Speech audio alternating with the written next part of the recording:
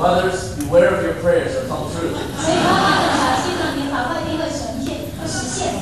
2010年夏天，远从美国芝加哥受邀来台的袁幼轩，这一次算是首度和父母亲一起回到他们的故乡。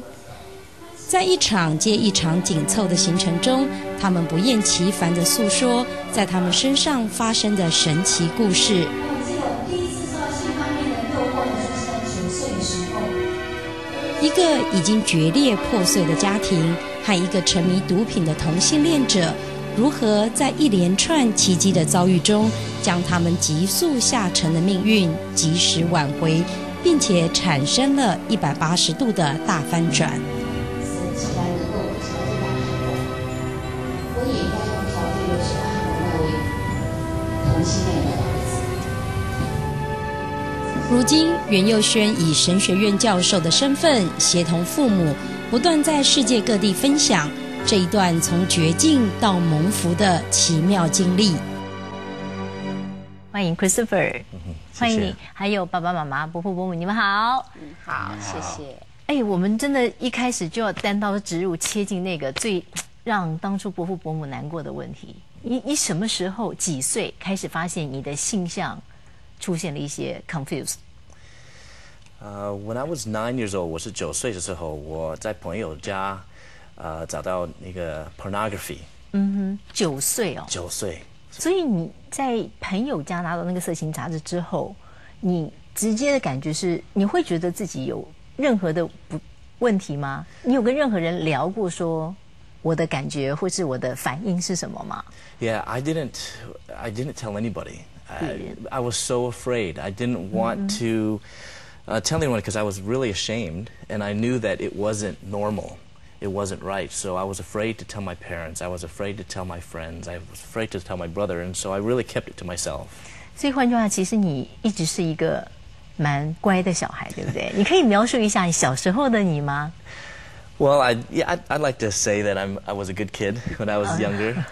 Very obedient. Very behaved, and I think I also had the ability to relate to people really well. So if someone was very happy, I could share their happiness. If someone was not feeling well, I could feel like I wanted to comfort them. If someone was very sad, I would cry with them. And I think that's kind of unusual for little boys, but that's kind of the sense that I had.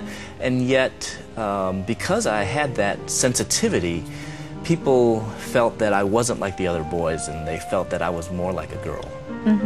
所以当你听到这些，然后再加上你看到了那个杂志以后，它实际上对你的，比如说接下来有没有产生什么样的影响，或是你在自己的行为上有产生任何开始比较不对的地方吗？ Yeah, I don't know if it's so much influenced me, but it was definitely the pornography made me realize that was a feeling that I had, and that eventually I continued to look at pornography, and that certainly does not give us a correct view of sex, where sex more becomes an object and people become more of an object. And as a result of that, and as a result of no one else kind of giving me the proper perspective of sex, I just developed this view of the very self-centered, and it was a very distorted view of what sex was. 所以伯父伯母那时候都没有发现，就没有，也没有去聊过。没有。他小时候，其实男生小时候成长会有一些过程，你们也都没有去跟他聊过。比如说小男生会有什么样的反应，然后面对性这件事情都没有讨论过。在那一段时间的时候，我们的婚姻已经开始有很多的问题，所以对他们来说，对他们影响很大，让他们没有当我们夫妻吵架的时候，他都没有安全感。Christopher， 你还记不记得那段时间，就是你小时候爸爸妈妈一直在吵架的经历？对，我5岁6岁很小的时候，对，我也不懂，可是我只是知道爸爸妈妈一直在吵架，所以我画一个小画，漫画，对，就是我爸爸妈妈他们在 in the boxing ring, they were fighting, and And then on the outside, cheering them on, were my grandparents on one side, and then my other grandparents, and they were cheering on. And then my brother and I were standing there, little kids, and we had tears. 所以伯父，你看到那幅画的感受是什么？我说句老实话，在当时的时候，我一点都没有感觉。可是现在回来，后来现在回想起来，那时候我都没有想到对他们的心情有那么大的创伤。就来谈谈这段婚姻好了，因为其实是轰轰烈烈争取而来的婚姻。伯母到后来为什么会两个人会这么样的不和，又一直吵？当时当我决定要嫁给我先生的时候，我父母亲就很反对。我相信他们可能觉得我可以嫁一个更好的。然后又觉得他戴眼镜啊，反正就是任何他们都挑可以挑到，他们都挑了。可是那时候我觉得我很爱我这个男朋友，我谁都不嫁，我只要嫁给他。然后再加上我那时候拿到出国留学，就是一个大学研究院的全额奖学金。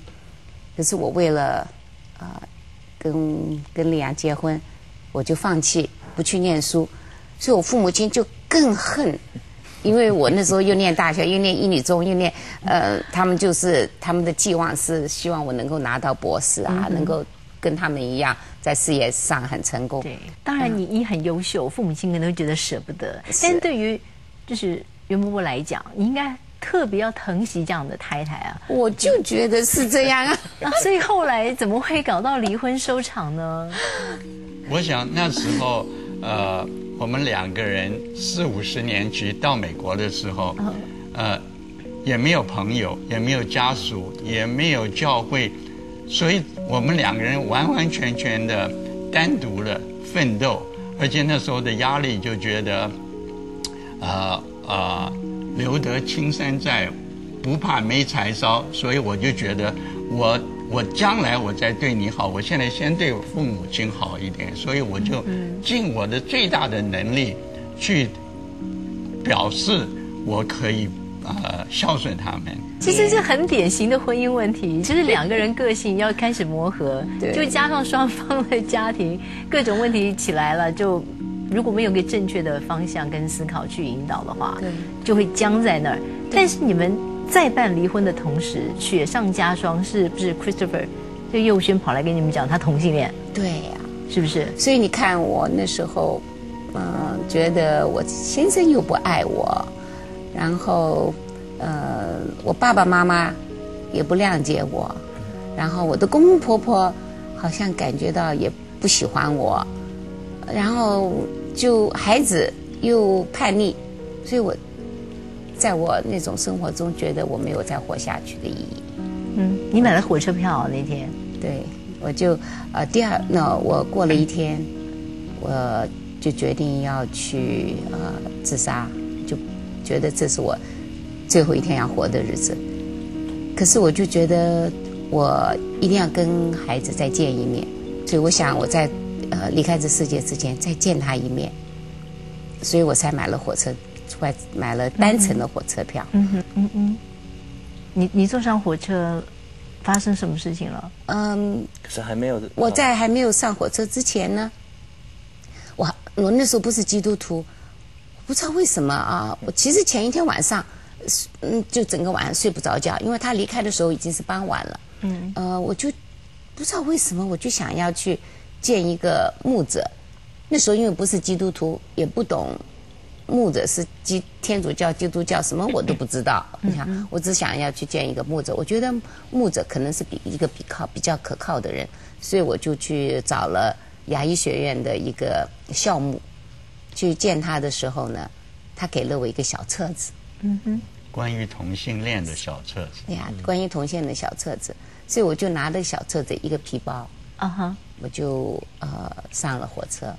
第一次，真的是我第一次，我懂了什么叫做爱，真正的无条件的爱。因为耶稣他那个小册子上就讲，神爱这个同性恋的，是无条件的爱，他为了我们每一个人定在的罪而定在十字架上。我从前可能听过，我听不进啊，因为我自己根本就是觉得自己是可能干，什么都可以做得到，所以我就在那个时候我才体会到神的那个恩赐跟他救那个救恩。那结果你下了火车以后呢？就下了火车就很奇怪，我就在那个，因为我到了第一步当然去找 Christopher， 因为那个书上讲的，你不管神，你不管再怎么样的罪，他还是爱你。所以那感动了我。我觉得我应该去爱我的儿子。不管他是不是同性恋，我都应该爱他。所以至少我要把这个表露给他，不要让他觉得妈妈不爱他。所以我就跟他说：“妈妈爱你，可是虽然我不赞成你的选择，所以我就离开了。”那他也看。当时你觉得妈妈是神经病。And because I didn't want her love, because I felt I had the love of my friends. My friends were my family. My 所以 gay 妈妈告 community 诉 were 你 my family. 她爱你的那句话，并没有让你觉得感动，一点都没有感动。一点都没有。Actually, I felt a little angry. 结果你讲完这个话以后，你要怎么办呢？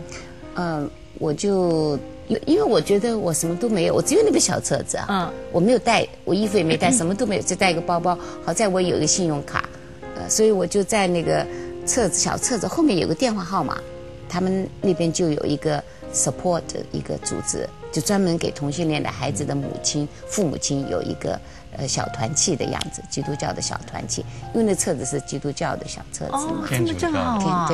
对，所以呢，我就去打电话给那个 Louisville 的原来是一个退休的师母，他就赶快让我到他家，所以我就在那边留下来，然后那个师母就带着我读经，带了我祷告，教我怎么样读经，我就从那时候就开始，我就觉得好像我住在那里就像一个退休会一样，从早到晚我就一直想要读经，然后他就带我去那个圣经书店，我从来没有进过圣经书店，也不知道世界上有这种圣经书店，我觉得那好像是个宝藏。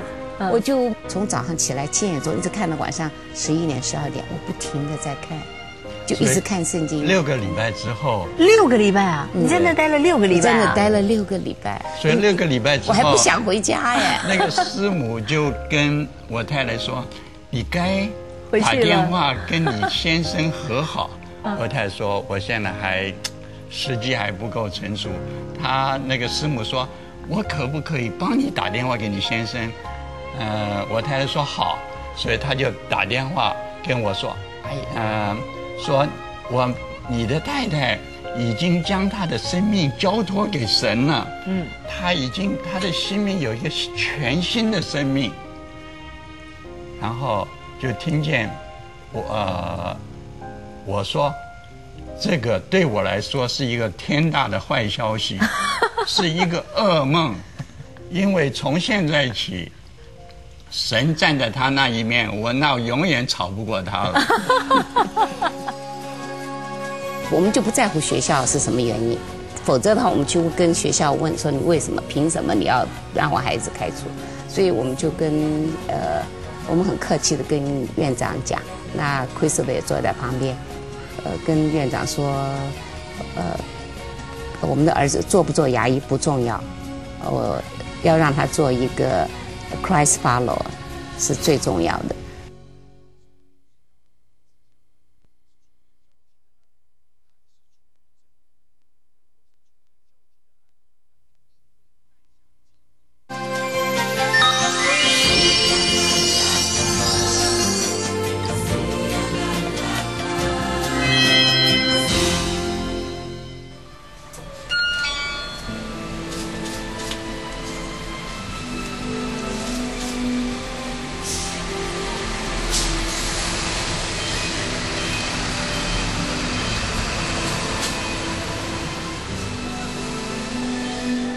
杀前夕的一段际遇，将袁幼轩的母亲蒋朗金从绝望中带进充满希望的新生活里。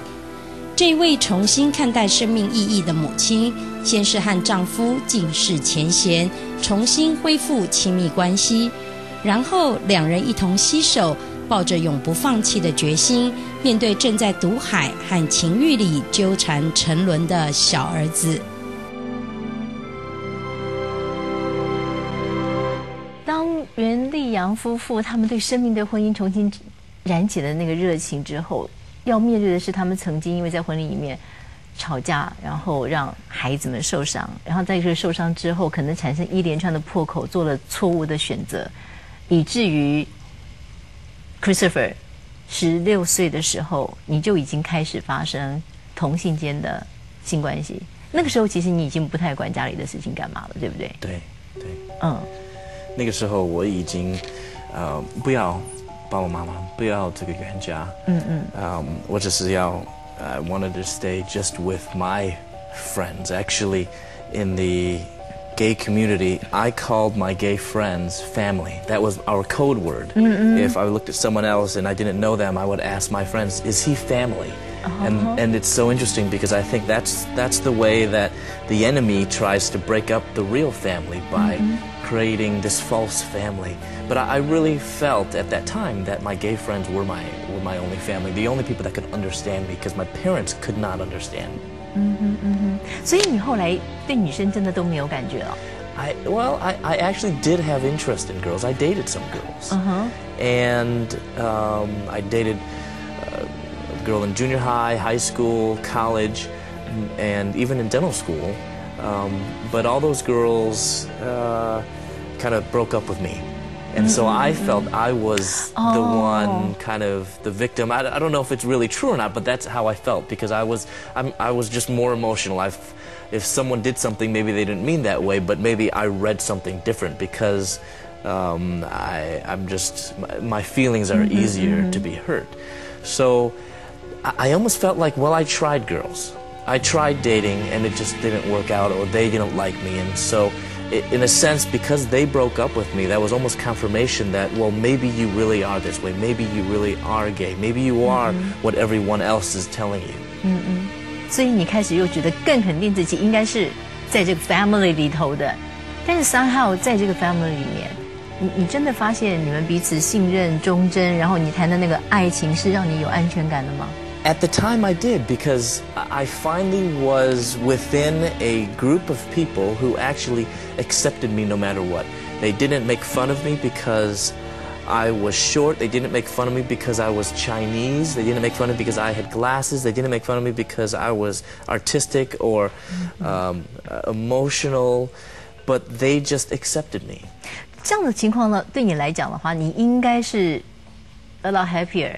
对不对？你在大学的时候，你公开你的身份什么的，那为什么你会去染上毒瘾呢？ Well, I was in a relationship. In a sense, I wanted to try to be normal in the sense of a normal homosexual. The normal life, especially as when you're young, well, you go out to the bars and clubs. That's normal. Well, I would do that too, but not too much. So I didn't drink a lot. I at that point didn't do drugs, but I also wanted a relationship. And so I had a relationship with another guy we had met, and we lived together for over a year, almost a year and a half. I was in my early 20s, 23, 24, and he was in his early 30s. And so I thought this was someone that I could live the rest of my life with. I really was very content. I was happy because I thought this is all that I wanted in life. Just like my mother, all she wanted was to have a husband that loved her. I just wanted a person that would love me and accept me, and I could belong to that person. And then one day, just out of the blue, he said, "I'm moving out." 他有告诉你原因吗？ No. So I was crushed. I even called home, and because I didn't want my parents. I never called them, and especially I didn't want them to think that there was anything bad about the life that I was living now. And so when I didn't care anymore, and I was so broken, and I was really hurt. So then as a result of that, I had 2 other friends that had just broken up with their boyfriends too. And so we got together and we decided that we would not throw a pity party. We wouldn't try to feel sorry for ourselves. We would just be happy. And don't think about those guys, they're losers anyway. And we went out to the clubs, and one of my friends suggested, why don't we try doing some drugs? Why don't we try some ecstasy? And it's just a little pill. And before that, I would not do drugs because I knew that they were dangerous. I knew you could get addicted. But I thought, it's a little pill. It looks like an aspirin. What's the harm of doing aspirin? I'm not snorting anything up my nose. I'm not shooting drugs. I'm not smoking anything. It's just a little pill. And so I thought, this can't be really harmful to me. It can't hurt. So I tried it, and I'd never felt anything like that before in my entire life. And it was all the emotions and feelings I felt so wonderful. And I thought all this time I'd never tried this before. But the problem was ecstasy is not cheap. It cost $30 for one hit. And at that time I was a dental student. I didn't have much money. So if I wanted to do it again, I figured, well, I would have to find some way. And so I thought, well, if I bought 10 at a cheap price, because a discount price, because I bought more, if I sold 9, then the 10th one would be free. I'm using the business that I learned from my dad's dental office. 所以你开始去贩毒哦。 I started selling that way, but I was very successful at it, and before long I was selling hundreds of. 但事情更糟糕的是，你觉得在关系里面 loyalty is not important anymore, right? At that time, I think loyalty was important, but loyalty had its own definition. So loyalty maybe just meant we could have other relationships, or maybe not relationships, but maybe we could have a one-night relationship with someone else, but we would tell the other person. So we would call it an open relationship, and that's normal. But we would always come back to each other. And, or we would sometimes get permission. So, but 所以你们的 definition 是这样的 very different. Oh yeah. Oh wow. Yeah. 所以当你不觉得出任何问题，你觉得这是一个不错的生活 style 的时候，那是一个 modern life 的时候， Right. 你距离毕业只有4个月，结果你突然被学校退学了。Right. It was 4 months before I was to get my doctorate, and the administration expelled me. Why? Well, it wasn't. I thought, like I said, I could live this double life, being a dental student by day and a drug dealer by night.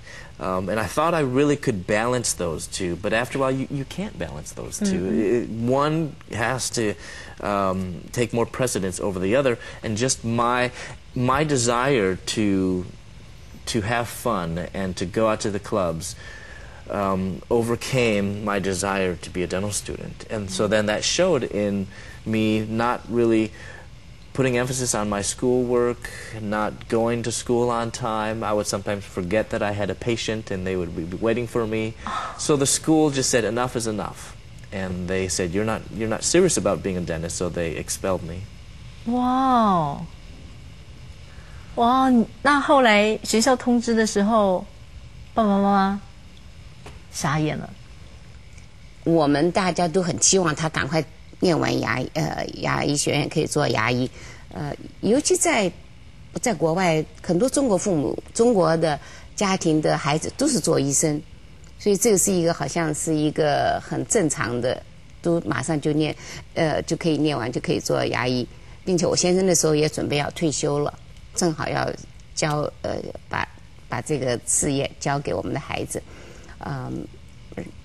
我们就觉得那时候因为每天真的是很虔诚的祷告，然后礼拜一我都禁食，每一个礼拜一都禁食祷告。可是我就觉得一定是要让神动工，我们做父母亲的不应该执着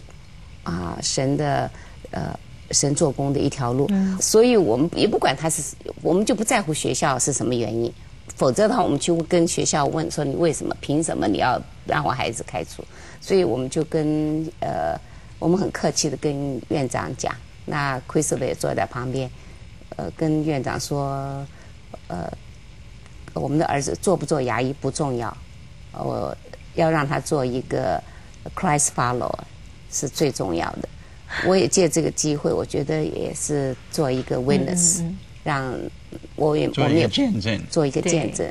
所以 Christopher， 你听到这个话的时候，你是气炸了，是不是？气死了，因为not only did they not support me, they were on their side. So that was not at all what I expected. They didn't even tell me that they were going to do this. So it was a huge surprise for me. So I was so angry at my parents. But then I realized, it doesn't matter whether I'm going to be a dentist. I kind of agreed that it's not that big of a deal for me to be a dentist. I just wanted to live and do what I wanted to do. I just want to be happy. So because of what my parents did and because I was expelled from school, I moved away from Louisville, and I moved away further from my parents because I further didn't want anything to do with them. So I moved to Atlanta. I moved to Atlanta. 持续过你那样子的生活吗？ Well, I didn't know what else to do, and so the easiest thing to do was just keep doing what I knew how to do best. 而且你还做得很大，是不是？ And I had already customers in Atlanta, and I had friends there. So, and their nightclub scene is much bigger than Louisville, and they have 24-hour clubs that never close. So I had plenty of people to buy drugs. I had plenty of more customers. So I basically took over the drug scene in the gay community there in Atlanta. I also became a supplier to other dealers in over a dozen states. 你们知道他在过这样的日子吗？那个时候完全不知道。哇，有打电话什么找他吗？打电话他也不接，然后我们留电话他也不回，写信他也不回，可是我们就坚持不断。每隔一天我就给他放在邮箱里面一个那个 Christian card， 那个小卡片，然后就因为你不知道他生活的情形，所以你没有什么话好讲，所以我就写经节。因为我早上的时候我在我的那个祷告室，我读经祷告的时候就会看到一些很感动的经节，我就给他抄下来，就讲给他听。然后写一些诗歌啊，然后就最后我就写永远爱你的妈妈。你收到这些东西，然后呢？你有感收到，可是我不念。你不念？我就丢到垃圾桶。啊！可是伯母都没有放弃哈，袁妈妈一直就在为优选祷告，对不对？对。你说过你每个礼拜一都禁食嘛？对。然后你曾经最长还禁食过到39天哦。39。哦。所以做一个妈妈的心真的是，你持续为她祷告了多长时间？7年。7年。7年。果然7年以后有一天有人按你家门铃，是吧？因为我妈妈一直祷告，求神有一个 miracle. She just gave up. She gave up trying to figure out or trying to do things in her timing, and so she just prayed to God, just do whatever it takes. Whatever it takes. And that's, especially for a Chinese mother, very, very, very bold to 全部放弃你的小孩。对。全部放弃，把手放开。对，这个放弃是交出，而不是说我把它 give up 掉了。对。所以所以那天怎么样？突然有人按你家铃是发生什么事了？对 I heard someone at my door, and I opened up the door, and on my front doorstep were 12 drug enforcement agents and 2 big German Shepherd dogs. They confiscated all my money, confiscated all my drugs, and I was charged with the street value equivalent of 9.1 tons of marijuana. And that amount, I was facing 10 years to life in federal prison. 那天你打电话给妈妈了？ Well, not first. Because I still felt I had my friends. Oh yeah. And I still felt 因为我的朋友他们一直讲，如果你需要什么东西，就打电话给我。And on that day, nobody answered my phone call, my collect call. So then I felt, well, no one's answered my phone call. And so I realized, well, there's one person who will definitely answer my phone call. There's one person. It was on the bottom of my list. And it was home. And I did not want to make that phone call because I still was imagining how my parents were. And I imagined that I was going to get yelled at. I was going to get an earful from my parents. But as I called, my mom answered the phone. And the first thing she said is, "Are you okay?" No condemnation, no berating words, just words of unconditional love and grace. Because in Romans 2:4 it says that it's God's kindness that leads us to repentance. It's not God's anger, it's not God's punishment, but it's God's kindness that leads us to repentance. 你听到妈妈那句话以后，你的反应是什么？ I was touched. I think before I would not have been touched. I knew that something was different. I don't think I was ready to change yet, but I knew and I sensed that that there was a difference. So,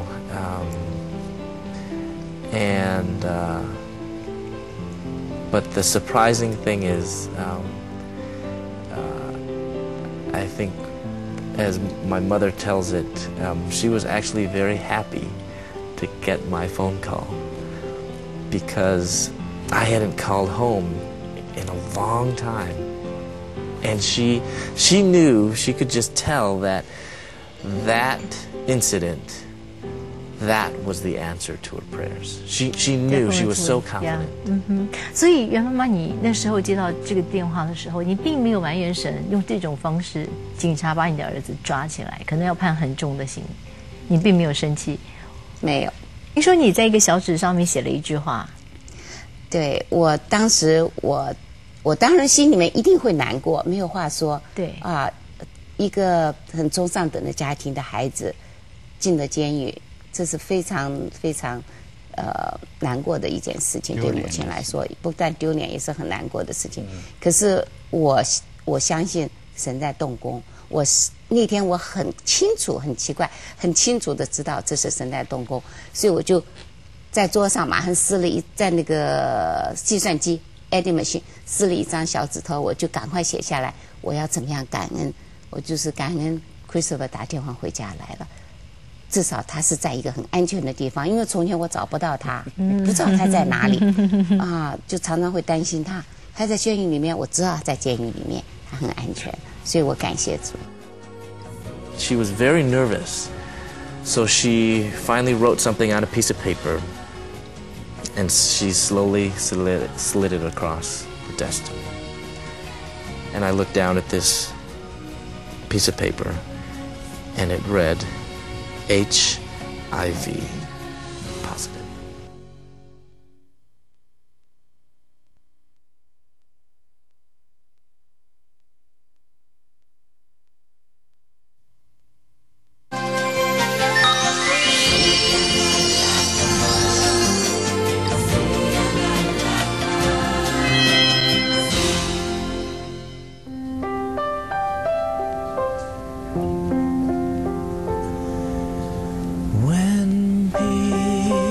Like a river attendeth my way, when sorrows like sea billows roll. 这首有名的圣诗诉说着在逆境绝望中，如何靠着无形却很真实的力量，让自己的心灵找到避风港。这也正是袁幼轩在监狱服刑并得知罹患癌症之后，突然在圣经中看到希望时的感受。一个早该向死神报到的堕落灵魂，因着圣经上的一句话，如今不但能够重享童年渴望的幸福，更成为激励许多绝望人重拾盼望的真实例证。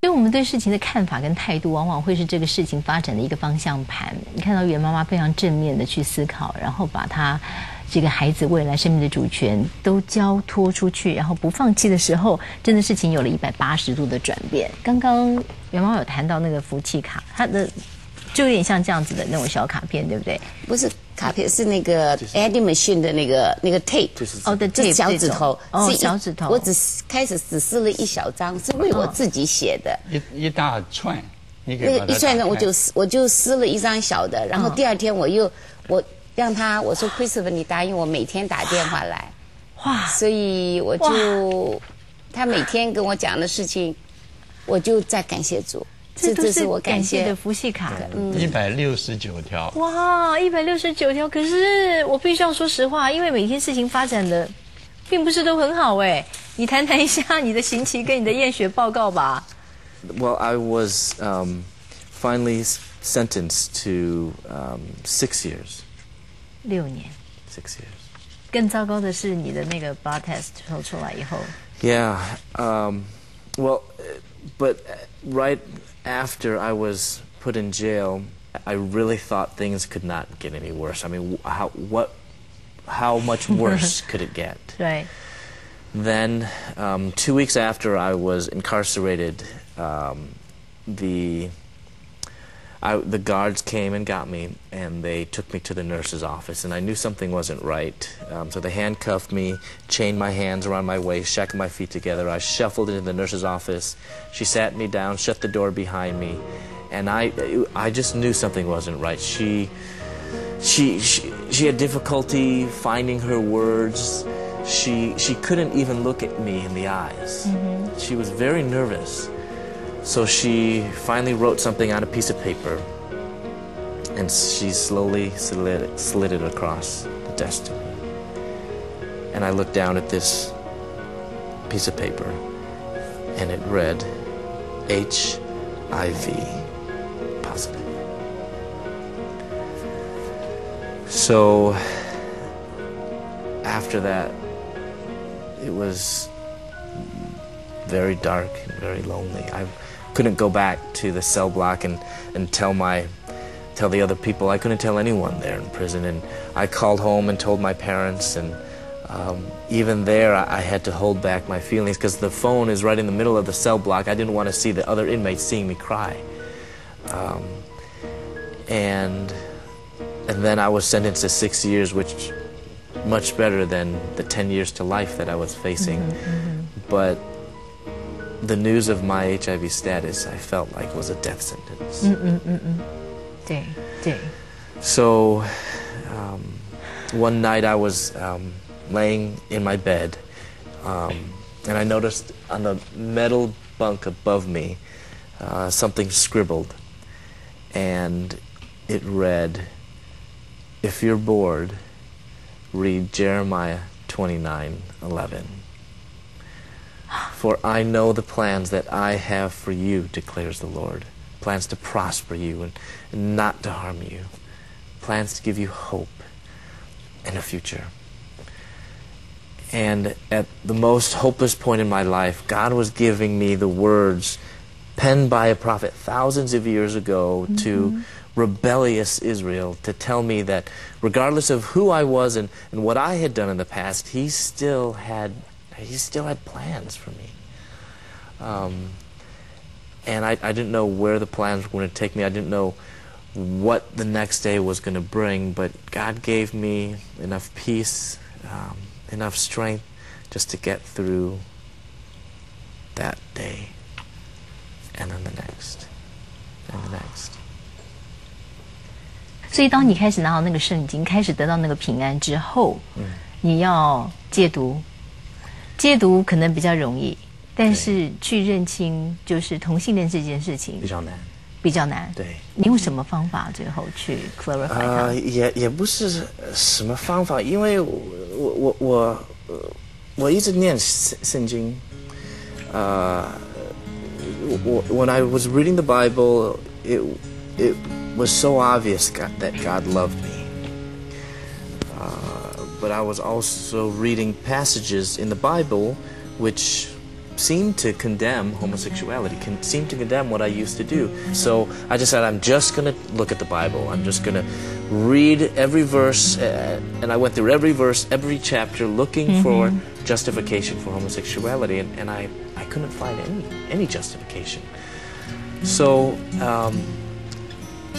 I felt that I was at a turning point. I either had to abandon God and His Word to live as a homosexual by allowing my feelings, my sexuality to dictate who I was, or abandon homosexuality by liberating myself from my feelings and live as a follower of Christ.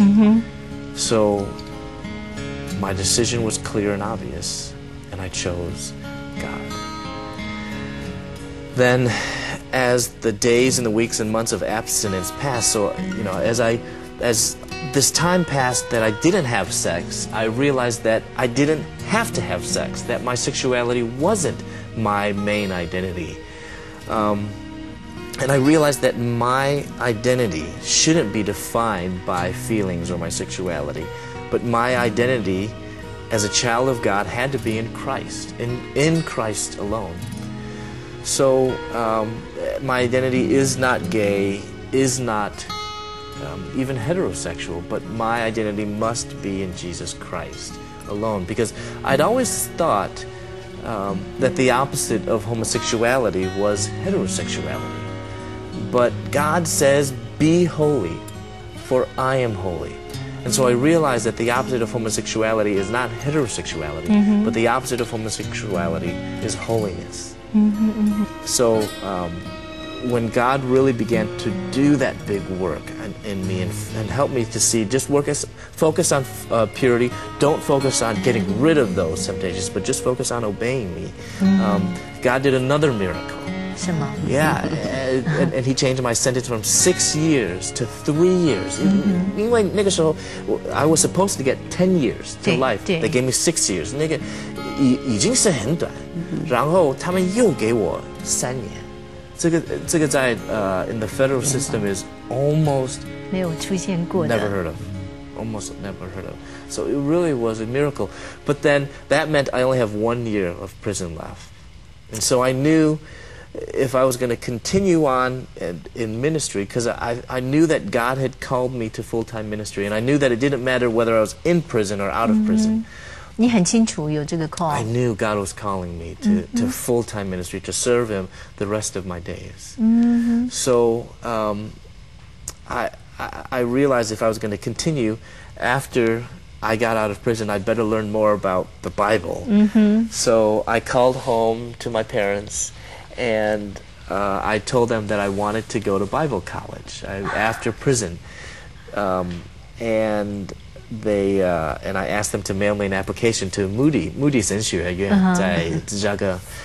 But then it's so funny because they didn't answer. They didn't say anything. I thought they would be so excited, and I think they were so shocked. They didn't know what to say. I say they dropped their phones. They were so shocked because I don't think they would ever have dreamed. I would never have even dreamed that I would go to seminary.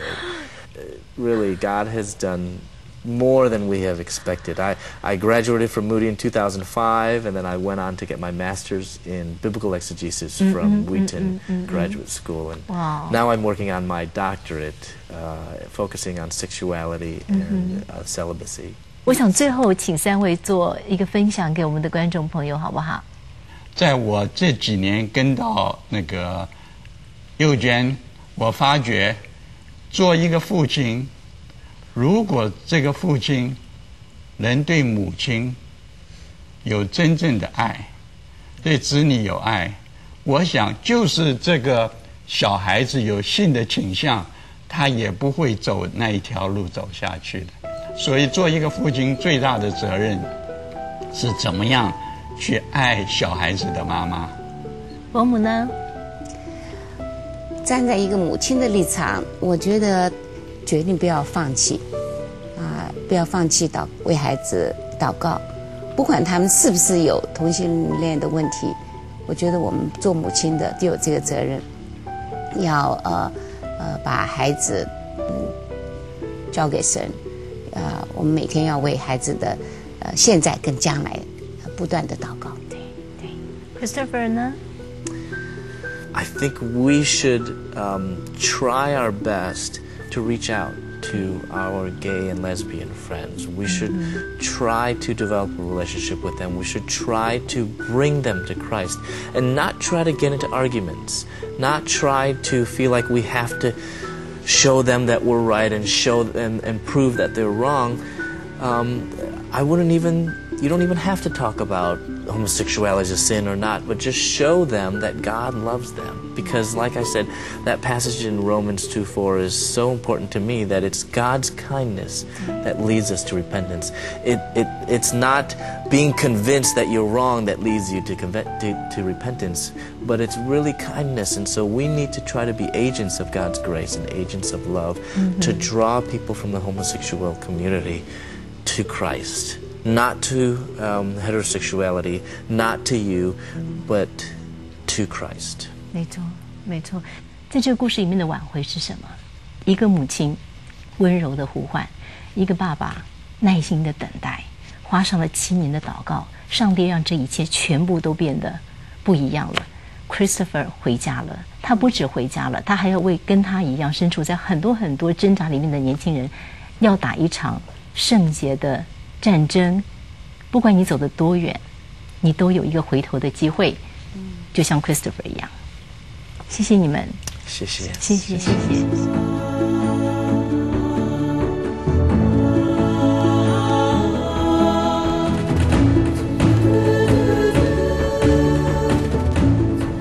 各位好，我是你们的老朋友孙越。若有人在基督里，他就是新造的人，旧事已过，都变成新的了。各位亲爱的朋友，我一直觉得我们常常自己放弃，完了，我这辈子完了。你完了，那是你。如果你仰头来看，神的救恩就在我们的旁边，你愿不愿意接受它？它可以帮助我们改变我们的生命，改变我们全家。就是这样子。我们看到了这个袁幼轩，看看从这样的一个状况之下，最后一步一步地爬起来了。朋友，无论你现在的处境是什么，生活你进去了，被关了以后，出来以后，所有人不理你，你看到这一集，我希望你跟我一起再做一个祷告。亲爱的主耶稣，谢谢你。真的，我知道在电视机前面有一些家庭，有一些个人仍然在困苦之中，生活他自己不晓得该怎么解决，生活要放弃自己的生命。主，我真的知道你借着这一集要帮助这些家庭，帮助这些人，让他们从泥沼中出来，让他们从黑暗中出来，你要救他们每一个人。谢谢你，我恭敬地为电视机前面这些家庭祷告，为这些人祷告。主，你帮助他们，求主你的爱让他们能够接受，改变他们。恭敬地为他们祷告，奉主耶稣基督的名求，阿们。亲爱的朋友，人的一生不是没有机会改过来，不管你什么样的情况，上帝都爱你。